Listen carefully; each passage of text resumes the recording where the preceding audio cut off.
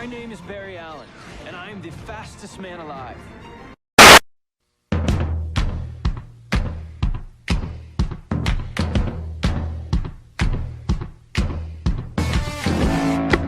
Et salut à toutes et à tous, c'est Darvigiant et donc bienvenue pour cet instant série, donc pour l'épisode 4 de la saison 2 de Gotham et pour l'épisode 2 de la saison 2 de Flash. Alors on commence avec Gotham. Gotham qui, donc du coup cet épisode qui s'intitule Force Strike, donc force de frappe, en gros force d'intervention quoi. Alors on va se faire vite fait un petit résumé de l'histoire. Alors après ce qui s'est passé dans l'épisode précédent, Theo Galavan, donc le méchant de cette saison 2, s'impose un petit peu comme figure héroïque au sein du haut gratin de Gotham. Bien, t'as vu. Et du coup, il veut par la même occasion se présenter au poste de candidat de la mairie avec un plan qu'il essaie d'expliquer, mais en fait, il montre une carte de Gotham avec des buildings. Alors, je suppose qu'il veut. Son plan machiavélique consiste à construire des immeubles. Enfin, bref. Voilà. Et donc, du coup, toute cette histoire est développée au fur et à mesure de l'épisode, tout en parallèle de l'intrigue qui concerne le GCPD. Ah, parce que c'est la base de Gotham, faut pas déconner non plus. À la base, c'est un truc sur le GCPD. En fait, c'est que du coup, suite au meurtre du commissaire Sarah Hansen, un nouveau commissaire débarque. Commissaire Barnes, je me rappelle plus de son prénom, qui est interprété par le mec qui jouait la chose dans les 4 Fantastiques. Pas le reboot, hein, celui d'encore avant, 2005 il me semble. Et du coup, ce mec-là, c'est un peu un Jim Gordon puissance 10, c'est-à-dire qu'il veut éliminer tous les ripoux de Gotham, toutes les crapules de Gotham. En gros, il veut nettoyer la ville, quoi, mais à fond. Et ça part d'une bonne intention, sauf qu'il y va pas de main morte, c'est-à-dire qu'il a il a les dossiers de tous les officiers. Et c'est-à-dire qu'il les fait avancer d'un pas, il leur balance leur dossier à la gueule et en 2 secondes il leur dit vous êtes virés, rendez vos badges. C'est-à-dire que le mec déconne pas quoi, il vénère dès le début. Donc voilà, Gordon, d'après ce qu'il a fait dans la saison 1 et début de la saison 2, il est à la fois content mais il se dit que si ça venait à se savoir, il passerait un sale quart d'heure. Donc ça c'est les 2 intrigues qui sont développées tout au long de l'épisode. Qui sont intéressantes, qui font aussi intervenir le pingouin aka Oswald Cobblepot, qui était un petit peu déçu que Jérôme lui prenne un petit peu sa place de chouchou de la caméra. On va dire ça comme ça parce que lui, vu qu'il est le king de Gotham après ce qui s'est passé à la fin de la saison 1, il appréciait pas trop ça. Donc, en ce qui concerne l'histoire, les différentes trames scénaristiques que je vais expliquer, elles sont sympathiques toutes les trois. J'ai rien à redire sur les trames scénaristiques parce qu'on n'a toujours pas de Freak of the Week, ça commence à être construit, ça commence à être intéressant. Par contre, Gotham a toujours un problème qui est la gestion de certains personnages. Je m'explique. 3 personnages en particulier qui sont compliqués. Et qu'ils n'arrivent pas, j'ai l'impression qu'ils n'arrivent vraiment pas à les gérer, plus un quatrième, mais ça c'est une autre histoire, je vous en parlerai un petit peu après. Alors, le personnage de Bruce Wayne, il va falloir arrêter avec ce mec-là, et je pense qu'il va falloir surtout faire partir Bruce Wayne de la série. Parce que oui, bon d'accord, ça se passe à Gotham et c'est dans l'univers de Batman, mais il est pas encore Batman. Donc, arrêtez d'essayer de le relancer avec des trucs, là, tout le temps, toutes les 5 minutes. Là, dans l'épisode, ils lui ont foutu un Love Interest qui, en plus, est tiré des comics, là. C'est comment elle s'appelle, merde. Silver Saint-Cloud, je crois. Parce que je me rappelle de ça, parce que l'actrice était magnifique, enfin bref, on s'en fout. Mais arrêtez de le relancer tout le temps avec des trucs. Bah, déjà de un parce qu'on s'en fout. Et de 2 parce que vous essayez de le batmaniser et ça devient chiant au bout d'un moment. Le mec il a découvert la Batcave, arrêtez vos conneries. Bruce Wayne il est censé s'être. Genre il a fait sa scolarité jusqu'au lycée, je crois, même à la fac, et puis après il s'est cassé à Nadapanbat ou je sais pas où pendant 3 ans, et puis il s'est entraîné de ouf, et quand il est revenu, là ouais, il y avait des trucs à raconter, mais non, non, là ça sert plus à rien. Dans le même registre, Catwoman, pourquoi faire? Je veux dire, à part espionner Bruce à l'école et s'être pris une gifle monumentale par Alfred d'ailleurs, j'ai pas compris ce passage. Il lui a mis une grosse tarte et il lui a dit en gros tu laisses Bruce tranquille. Bon, pourquoi pas. Non, elle sert à rien. Je veux dire, bon, elle avait plus ou moins une importance dans un des cliffhangers de la saison 1, mais c'est avéré que c'était un fake. Donc ça sert à rien non plus. C'est le personnage qui sert à rien, hein. Vous l'avez mis parce que Catwoman est connue, voilà. Donc ça déjà, c'est les deux personnages avec lesquels je pense qu'il va falloir arrêter très vite. Et le troisième, c'est Barbara Keane. Là aussi, il y a un problème parce que bon, d'accord, on voulait la faire un peu psychopathe, qu'elle ait une importance dans la saison 2, qu'elle soit pas juste enfermée à Arkham, et qu'on l'oublie. Sauf que c'est Barbara. C'est pas Harley. C'est pas Harley Quinn. C'est Barbara. Alors, à part la faire s'embrasser avec enfin, avec le méchant principal, je crois, une fois, et la sœur du méchant principal, toutes les 5 minutes où elles apparaissent toutes les deux à l'écran, il y a un projet derrière ce personnage, une envie scénaristique, ou non, je sais pas, il y a quelque chose. Parce que voilà, ça devient compliqué au bout d'un moment d'avoir quelque chose d'intéressant quand elle est juste là pour galocher une nana et puis se barrer après. Donc bon, faut faire quelque chose pour ces trois personnages parce que ça devient bof bof. Il y a un autre personnage qui évolue de manière assez intéressante, c'est le Sphinx. Du coup, Edward Nigma qui n'est pas encore le Sphinx et avec qui le Love Interest avance. Et avance de façon bien sympathique, même si je pense que les producteurs de la série confondent le Sphinx et Double Face, hein, que ce n'est pas la même personne. Parce qu'il est devenu complètement schizophrénique et ça ne veut plus du tout. Enfin, il ressemble pas trop au personnage de base.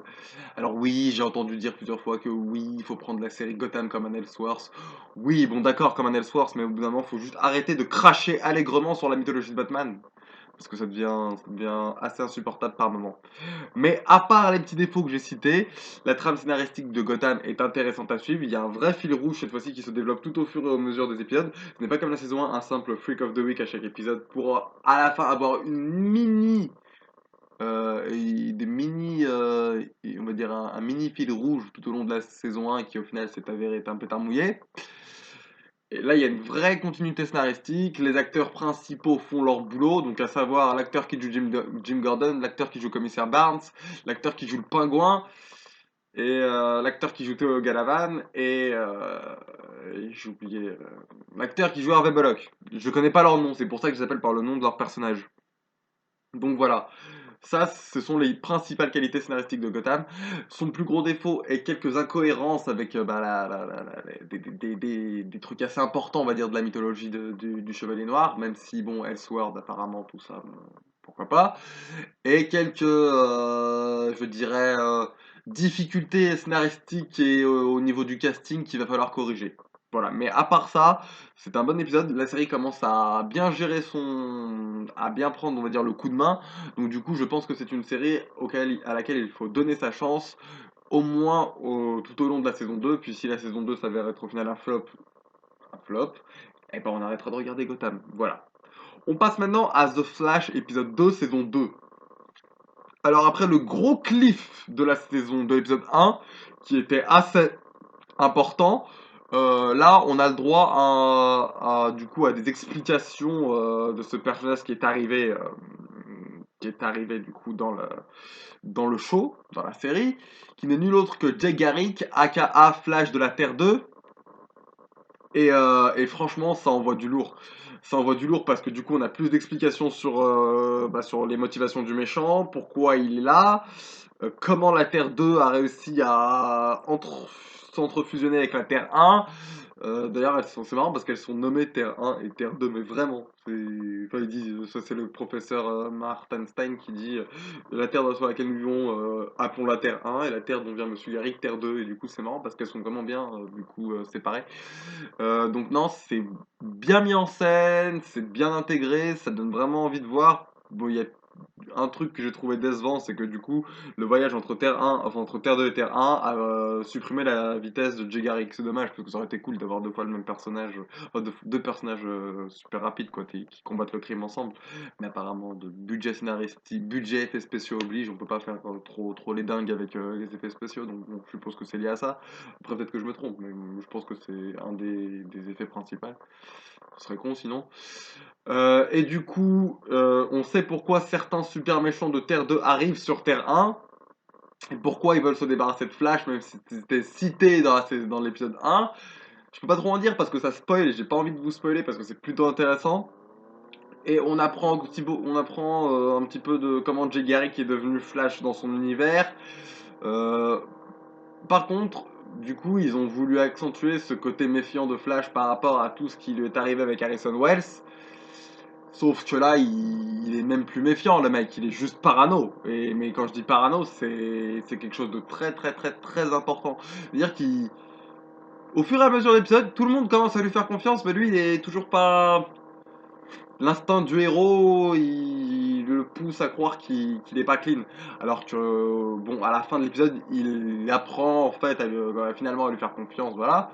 Mais voilà, enfin, je comprends pourquoi ils l'ont mis en scène, je comprends que ça avait un intérêt de le mettre. T'es pas obligé de faire durer ça tout le long de l'épisode, parce qu'au bout de 35 minutes, on aimerait bien voir autre chose, quoi. Donc, bon. Mais voilà, c'était, je pense, l'un des défaut de l'épisode, j'en ai pas vu d'autres, excepté peut-être que maintenant on en a plus rien à foutre et qu'on tue les méchants. Comme ça, c'est la fête. Depuis l'épisode 1, on les tue, c'est. Ah yeah, depuis la saison 2, on n'a plus rien à perdre, on les tue tous. C'est deux méchants, donc Atom Smasher et Sun Demon, qui se font buter. Mais vraiment, hein, c'est-à-dire qu'il n'y a pas possibilité de réintégration plus tard. Ils se font descendre, c'est tout. Ça, c'est un autre point que j'ai trouvé bizarre. Je dis, ah ouais, quand même. Ça m'a rappelé le début de la saison 1, où dans les deux premiers épisodes aussi, ils commençaient à buter tout le monde. Ouais, peut-être falloir se calmer, hein, parce que là, ils commencent à tuer tout le monde encore, et bon. J'espère qu'ils vont se calmer à partir de l'épisode 3, parce que sinon, il y aura plus beaucoup de méchants au bout d'un moment sur Terre 2 quand Jay Garrick va rentrer. Mais du coup, ouais, c'est intéressant. Je me rappelle, ils avaient dit pendant la promotion de la saison 2, ils avaient dit qu'ils voulaient faire du personnage de Zoom un méchant super terrifiant, intimidant, tout ça, etc. Je comprends qu'il faut que ça soit étalé au fur et à mesure de la saison, mais c'est pas juste en lui mettant une apparence qui le fait de loin ressembler à l'épouvantail qui va être super effrayant. Donc, faut peut-être le développer un petit peu plus pour qu'on ait un petit peu plus la frousse. Mais bon, voilà. Par contre, le super bon point de cet épisode, qui est à la fin, c'est qu'on nous montre Terre 2 et qu'il y a un cliffhanger, mais de malade. Mais je comprends pas où ça nous mène. Je vois pas. Enfin, c'est super intéressant et quand on le voit, on se dit ah ouais, waouh! Mais je vois pas où ils veulent aller avec ça. Va falloir développer ça, je pense, dans le prochain épisode parce que moi ça m'a. Je comprenais pas en fait le point de vue de ça, mais bon. Mais pour revenir sur l'épisode, je trouve que l'épisode c'est intéressant du coup d'avoir Jay Garrick parce qu'enfin les différentes terres parallèles sont abordées dans le show, un des trucs importants de Flash. Il y a un très très très très très très beau clin d'œil à Flash 123. Une scène mais qui est exactement le copier-coller de la couverture Flash of Two Worlds. Je crois bien que c'est le numéro 123 si je dis pas de conneries. Et autrement, il n'y a pas de gros défauts. Cette série est toujours aussi intéressante du point de vue scénaristique, que du point de vue du casting, que du point de vue des différentes intrigues mises en place. C'est vraiment une série intéressante qui, pour ma part, je pense, mérite d'être suivie et mérite de pouvoir proposer des choses aussi intéressantes qu'elle l'a fait tout au long de la saison 1. Et j'espère vraiment que cette série va commencer à prendre de l'ampleur et à vraiment détonner plus que ce qu'elle fait déjà parce que c'est vraiment une très très très très très très bonne série. Voilà, c'est tout. Quant à moi, je vous dis à bientôt pour de prochaines vidéos. Salut!